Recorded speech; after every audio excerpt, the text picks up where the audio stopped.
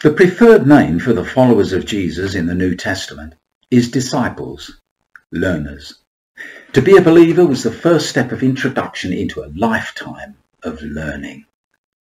The Jewish phrase, to be covered with the dust of your master, expresses the desire to walk so closely to one's teacher that one is literally covered in the dust which his steps have disturbed.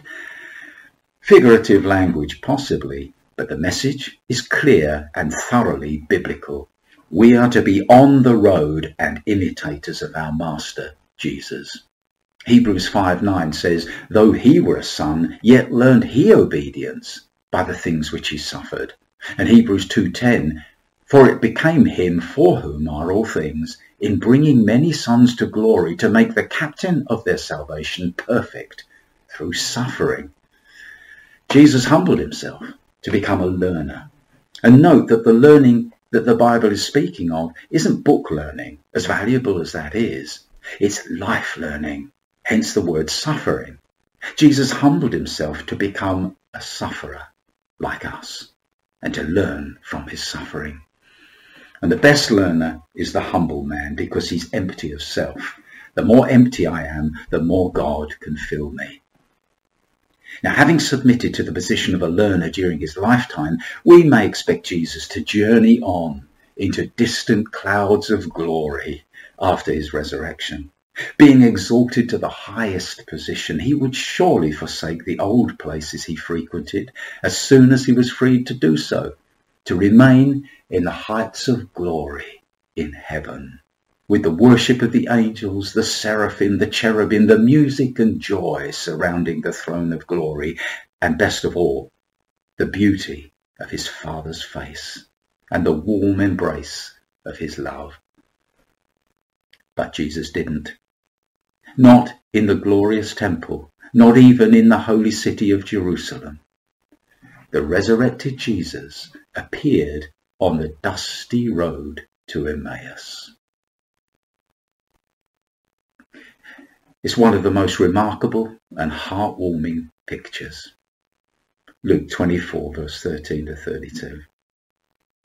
Once again, concealing the clouds of glory beneath homespun garments, Jesus looks like any other traveller. They didn't even recognize him. And I don't imagine it was a sacrifice for Jesus to appear in such ordinary surroundings, because he loved to be on the dusty road to Emmaus with two companions. Think of it. He's risen. He is Lord. He is victor over all the powers of darkness, having returned gloriously from the battle of the ages. He has recently entered through that natural barrier which stands between this world and the next, that of death itself, and returned. Shakespeare called it the undiscovered country from whose bourne no traveller returns. But Jesus did return. He entered through the dreadful gates of Hades, appearing before those who had long awaited his coming, and he led them up and out into the sunny fields of heaven. His victory became their victory. He beheld once again the awe-inspiring throne of God's holiness and majesty, and laying his hand upon the eternal altar in token of his life given for the sins of the world, he released a fountain of mercy from that very throne. And he showed me a pure river of water of life, clear as crystal, proceeding out of the throne of God and of the Lamb. Revelation 22, verse 1.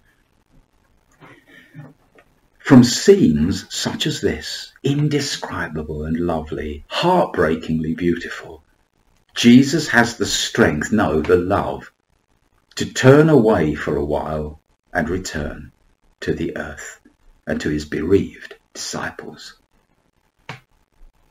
His body is glorious, incorruptible, spiritual, yet he returns to our everyday world and is here encountered in one of his favourite places, a dusty road to somewhere. The faithful guide of all pilgrims, his favourite companions. He's on that road because two of his followers are there. He's there because he favours those places where pilgrims pass by.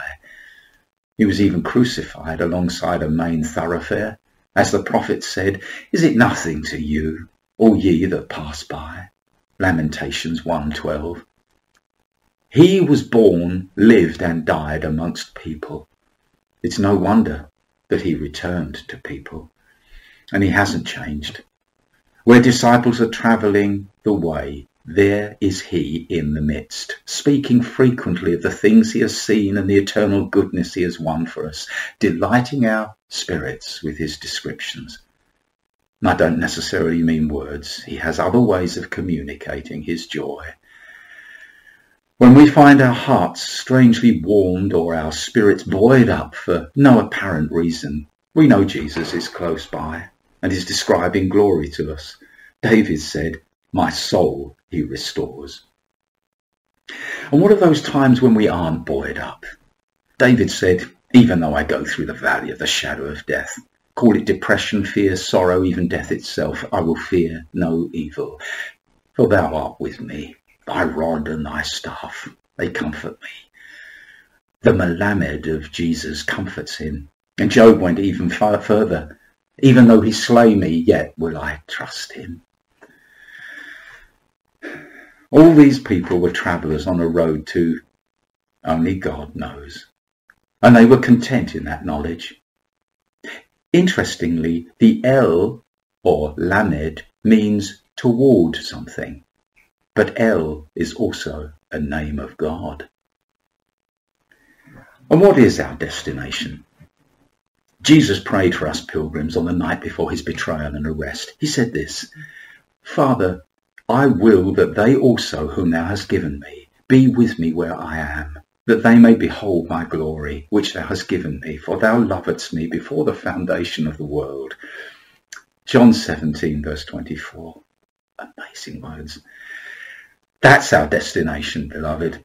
The place where we can behold the glory that the Father has given his Son, Jesus. The word for glory is kavod. And so I suppose we can add the lamed and say lekavod, to glory. That wouldn't make a bad greeting, would it?